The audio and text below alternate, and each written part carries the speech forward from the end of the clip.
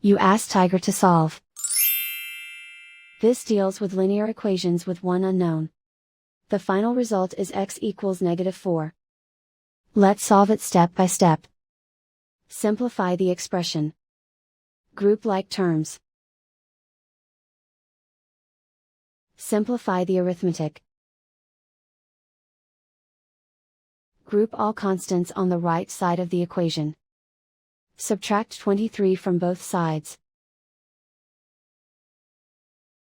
Simplify the arithmetic.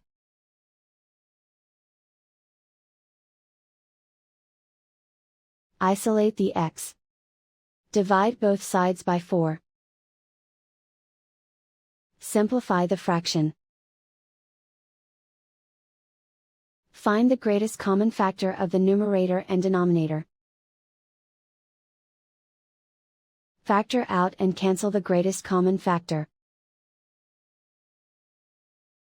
And so the final result is x equals -4.